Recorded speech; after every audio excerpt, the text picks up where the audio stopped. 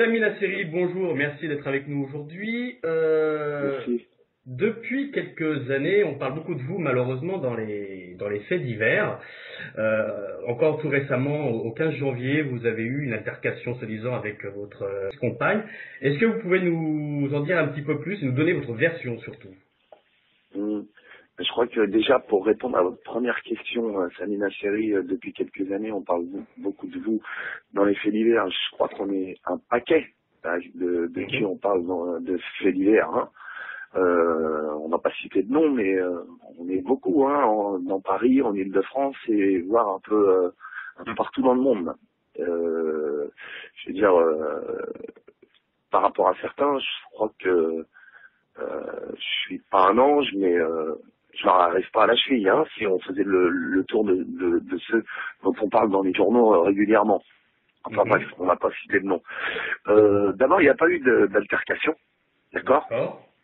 Il y a eu une dispute conjugale, comme il y en a dans tous les couples, par rapport à des documents que je cherchais et que je trouvais pas, d'accord. Et le ton est monté. Et comme on n'arrivait pas à retrouver ces documents, on s'est un peu crié dessus. Comme le font pas mal de couples, d'accord, pour des casseroles, pour des assiettes, pour un loyer non payé, pour un virement qui est pas arrivé, pour plein de choses. Et il y a quelqu'un dans l'immeuble qui a téléphoné à la police. Et la police est arrivée, ils sont arrivés à, je sais pas, il devait être au moins une dizaine là. Et de là, ça a commencé à chauffer parce qu'ils sont arrivés. Vous savez, quand ils déboulent dans un appartement et puis qu'ils voient un Samina Seri, machin, plus une jeune fille qui pleure et puis machin, ceci, cela, par rapport à la dispute. Puis nous, on s'est énervé un peu après eux. Donc, ça a échauffé les esprits un peu à tout le monde et on s'est retrouvés tous les deux au poste. De là, je suis placé en garde à vue. Ma femme est placée en garde à vue, elle comprend pas. Parce que il n'y a pas eu il n'y a pas eu de violence conjugale. J'ai jamais frappé de femme. Ça fait 5 ans que je suis avec ma femme. On est passé par des choses très dures, très belles aussi. J'ai failli mourir. J'étais dans le coma. J'étais en prison. Elle a toujours été là, d'accord. Il n'y a pas beaucoup de femmes sur la place de Paris qui sont capables d'accompagner un homme dans ces moments-là, les moments les plus difficiles et les plus joyeux. D'accord, je ne connais pas beaucoup. Elle l'a fait. Donc moi, j'ai jamais frappé de femme, et encore moins ma femme, Audrey. D'accord. Donc ça sera rétabli. La vérité sera rétablie au moment du jugement et on dira chacun ce qu'on a à dire. Il n'y a pas eu de plainte de déposer de son côté, pas de plainte de mon côté. Par contre, le journal 20 minutes a eu accès au PV de police, je ne sais comment. Mais tous les PV de police, ça veut dire qu'ils étaents même au courant qu'il y avait des papiers par terre, que ma femme était assise dans sa chambre et que moi j'étais assis dans le salon. D'accord. Soi-disant que toujours, je cite le journal le 20 minutes, pardon, le 20 minutes, ouais. On était drogués et alcoolisés, assis tous les deux sur le canapé. D'accord. Ma femme Audrey n'a jamais touché un verre d'alcool de sa vie. Elle a 32 ans. Et n'a jamais touché un produit toxique de sa vie. D'accord. Et sur le chef d'inculpation, sur la feuille d'inculpation du procureur de la République, qui est quand même bien placé et beaucoup mieux placé que le 20 minutes, il n'y a pas marqué en état d'ivresse pour Samina Seri ou en état toxique et le procureur ne l'aurait pas laissé passer et il l'aurait bien marqué sur le chef d'inculpation en état d'ivresse, violence en état d'ivresse ou ceci en état d'ivresse ou sous produit toxique, d'accord.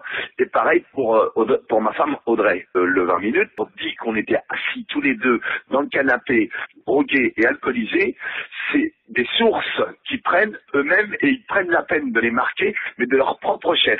Donc eux, ils vont être attaqués dans peu de temps, d'accord, pour diffamation parce que c'est très grave. De surcroît, elle a passé 3 jours en garde à vue, on a passé 3 jours en garde à vue. Un lambda qui se dispute avec sa fiancée ou sa femme, d'accord, même s'il y a des coups, ne passe pas 3 jours de garde à vue. 3 jours de garde à vue, c'est une garde à vue de stupéfiants. Pour les gens qui trafiquent le stupéfiant. Vous vous rendez compte qu'on a passé 3 jours de garde à vue, elle porte pas plainte, je ne porte pas plainte, hein. Et on se retrouve 3 jours en garde à vue. Est-ce que justement c'est parce que c'est Samy Nasseri et vous avez eu des petits soucis auparavant que vous avez été gardé justement 3 jours en garde à vue? Mais je ne sais pas si c'est par avant, ça fait 2 ans que j'ai pas bougé une oreille. Ça fait 2 ans que les réalisateurs reviennent vers moi et me font de la pelle du pied. J'ai 2 films devant moi qui arrivent, j'ai une pièce de théâtre qui arrive devant moi. Donc c'est pas, oui, c'est le Samy Nasseri tout court. C'est-à-dire que c'est le jeune mec qui vient de la banlieue et qu'on a envie de déchirer, qu'on a envie. Quand je suis arrivé au commissariat, je suis monté au dernier étage, d'accord? Parce qu'il y avait un des policiers qui était ravi de me faire souffler dans les pilotests là, d'accord? J'étais à 0. 0, d'accord. Quand j'étais en garde à vue à Cusco, parce que je suis obligé d'aller à Cusco puisque j'ai été opéré, d'accord, on m'a fait pisser dans des petits bocaux, on m'a fait 2 ou 3 prises de sang, c'est négatif. Et encore une fois, le procureur de la République et pas le journal 20 minutes, le procureur de la République n'a pas mis dans son chef d'inculpation Samy Nasseri sous l'emprise de l'alcool ou sous l'emprise de produits toxiques. Et pareil pour ma femme, c'est pas marqué. Il y a juste marqué ils passeront telle date en jugement pour ça et pour ça. D'accord? Maintenant, elle a passé une garde à vue épouvantable. D'accord? On avait une enfant qui était restée à la maison. D'accord? Le journal 20 minutes se permet de donner notre adresse. D'accord? Qui lui a donné? La police. Ok? Puisqu'ils ont donné accès à la synthèse, plus aux dépositions au journal 20 minutes. C'est les premiers qui envoient un article de notre arrestation. Ils donnent mon adresse. Et ça, c'est un préjudice, mais ils vont rien comprendre quand on va les attaquer en référé, là, dans les prochains jours. Ils l'ont marqué, c'est marqué, on l'a pris en photo, et puis de toute façon, on le retrouve, les avocats les ont, et ils vont comprendre ce que c'est. Parce qu'on avait une enfant de 15 ans à la maison, donc nous, on était en garde à vue. Ma femme était comme une folle, elle était à l'intérieur, elle frappait la tête contre les murs. Une femme, eux qui disent, ouais, violence aux femmes, ceci, cela, ouais, c'est pas bien et tout, c'est aminaché. Ben, eux, qu'est-ce qu'ils ont fait? Ils ont laissé une femme se frapper la tête contre les murs parce qu'elle voulait juste savoir comment sa fille allait chez elle, enfermée, toute seule, sans argent, sans rien et sans manger pendant 3 jours. Parce qu'on n'a pu prévenir personne. Donc il y a une personne qui est venue, qui a vu l'adresse que le journal 20 minutes a mis dans le journal. Et ben qu'est-ce qu'il a fait le mec? Il est venu à la maison. Il est venu chez nous. Parce qu'il marque l'étage et il marque même la porte, le journal 20 minutes. Ça, c'est diffamation, mais c'est horrible de faire un truc pareil. C'est ignoble de faire un truc pareil. La môme, elle ouvre la porte, le gars il se présente avec une pizza et un Coca-Cola dans les mains. Ça va que le gars il est gentil. C'est un bon mec, il part d'un bon sentiment. Il vient pour lui donner à manger, pour voir comment elle va. On le connaît pas, on sait pas qui c'est. Mais si le mec il est mal intentionné, il rentre avec sa pizza, il claque la porte, qu'est-ce qu'il lui fait à la môme? Ou s'il met des produits pourris à l'intérieur de la pizza, pour l'endormir, ou du BHB, ou je sais pas quoi, il en fait ce qu'il veut, pendant 3 jours. Et puis il s'en va, ni vu ni connu, il claque la porte.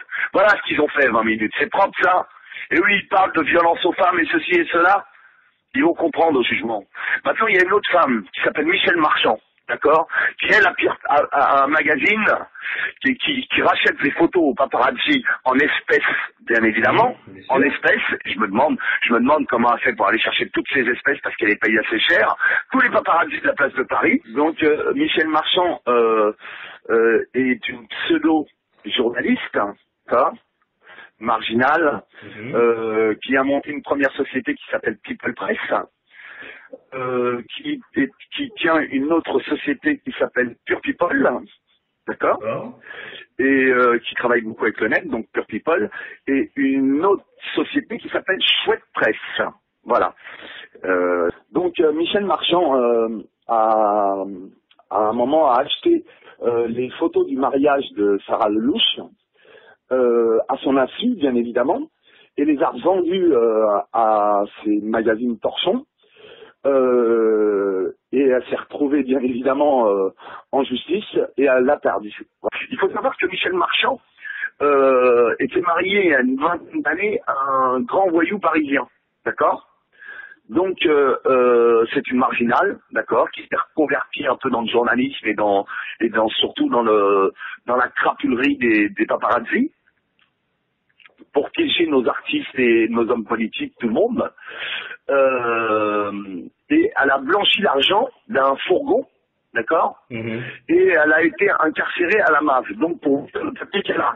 Donc par rapport au mien, par rapport à moi, ce qu'on est en train de me faire, et ce qu'elle me fait elle-même, chaque fois que je fais un pas de travers ou chaque fois qu'il y a un truc sur moi, elle ne me loupe pas, d'accord. Je suis d'ailleurs en jugement avec elle pour une escroquerie qu'elle m'a faite, hein. Elle est au courant. Donc elle a blanchi l'argent d'un fourgon il y a une vingtaine d'années et elle s'est retrouvée à la MAF, d'accord. Ensuite, elle est sortie de la MAF, elle a commencé à prendre des boîtes de nuit, elle était tenancière de boîtes de nuit, comme le Circus, rue de Pontieux, où on y trouvait toutes les drogues qu'on voulait.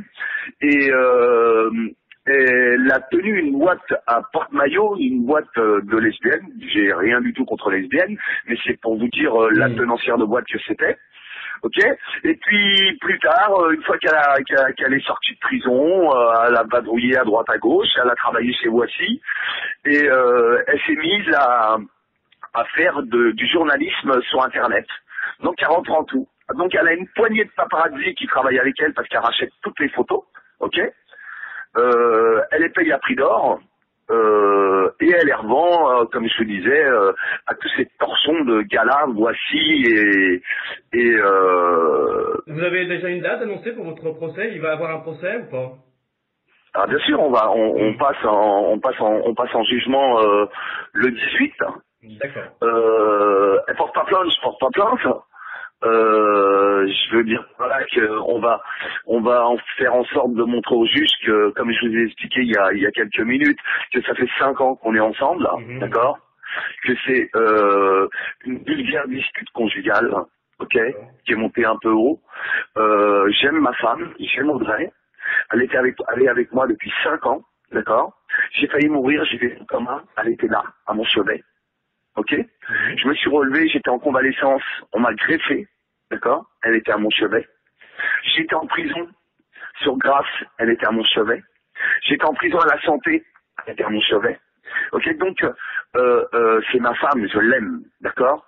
C'est une pure et simple dispute conjugale que si le dernier des lambda, le dernier des couples de la place de Paris serait retrouvé dans cette situation, ça serait passé à l'as, il serait resté 2 heures en garde à vue et c'était fini. D'accord. C'est la presse qui selon la presse, vous, non, la presse a c'est pour ça qu'on les attaque. Les requêtes sont préparées. 20 minutes va se les prendre. Il y en a 2 autres encore. Michel Marchand va se le prendre. Il y a 2-3 journaux qui ont repris des choses horribles sur ma femme. Ma femme a une famille, d'accord. Ma femme vient du Sud. Elle a une famille et quand on dit qu'elle était droguée et alcoolisée, d'accord, c'est sa famille qui le reçoit là-bas, je veux dire dans le Sud, d'accord. Est-ce que vous avez depuis cette histoire-là, est-ce que vous avez été contacté quand même par les radios là? En fait, le premier magazine qui nous a donné un droit de réponse, c'est Public.